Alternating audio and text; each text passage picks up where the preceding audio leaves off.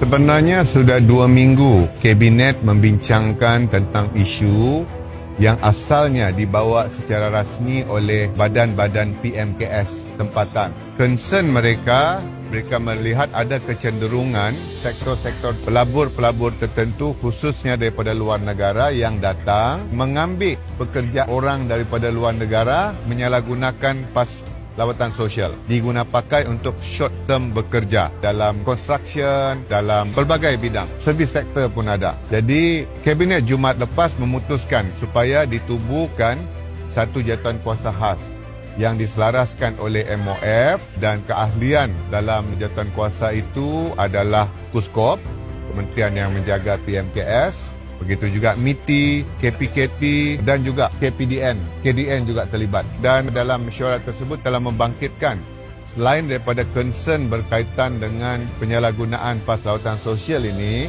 saya mencadangkan supaya dimasukkan sekali dalam terma rujukan kepada jawatan kuasa khas yang diketuai oleh MOF itu untuk melihat kepada isu kebimbangan PMKS juga khususnya tentang risiko lambakan barang-barang daripada luar yang masuk ke negara kita sama ada melalui pembelian online oleh pengguna atas talian e-commerce. Begitu juga barang-barang yang diimport sama ada bukan hanya foreign tetapi local investor pun import kerana mungkin harga murah dan sebagainya. Barang-barang daripada luar masuk ke dalam negara dan ia juga telah menjejaskan pasaran produk-produk tempatan. Jadi ini juga satu kekhawatiran PMKS kita kerana kita tahu kerajaan menggalakkan kepada pembelian, penggunaan barang-barang tempatan, tetapi kita lihat wujud kecenderungan dan risiko berlaku lambakan barang daripada luar mungkin kerana faktor harga. Tetapi bukan hanya harga perlu dilihat, kita kena lihat kesan kepada perniagaan PMKS tempatan. Kita kena lihat kepada isu keselamatan, kualiti dan standard barang-barang itu. Jadi isunya besar, melibatkan pelbagai kementerian. Itu sebab jawatan kuasa ini diwujudkan untuk ada penyelarasan. Melihat kepada isu perundangan, melihat kepada isu polisi dasarnya, melihat kepada penguatkuasaan dan juga pemantauan. Jadi itu yang telah dibincangkan dan KPDN akan memberi kerjasama. Sebab salah satu komitmen KPDN, kalau KUSKOP melihat kepada perspektif PMKS, kita di KPDN pula melihat kepada kemampanan dan kesihatan pasaran tempatan dan juga tentang kepentingan untuk kita mengutamakan barangan tempatan. Itu tanggungjawab utama bagi KPDN.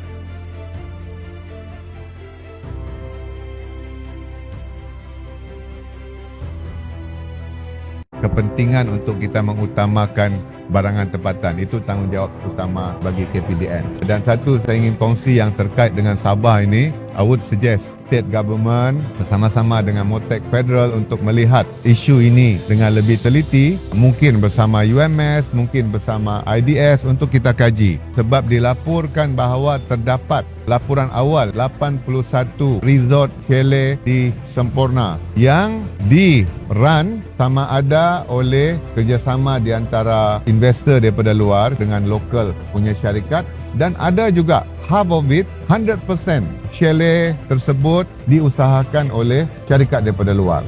Bagus dalam kita welcome investor daripada luar, tapi perlu dilihat juga, perlu dikaji apa dia hasil yang kita dapat. Mungkin ada kepentingannya, mereka ada networking, bawa pelancong daripada luar, yes.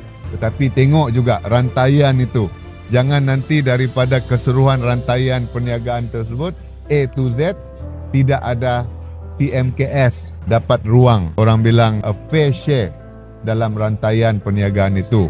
Yang kedua, jangan pula nanti tidak ada lokal menjadi pekerja dalam rantaian perniagaan itu. Jadi penting ada kajian, pemantauan dan penguatkuasaan. Dan saya berharap kerajaan negeri khususnya Kementerian Pelancongan Negeri bekerjasama rapat dengan Kementerian Pelancongan Malaysia dan KPDN akan sedia membantu dalam bidang-bidang yang terkait dengan bidang kuasa KPDN.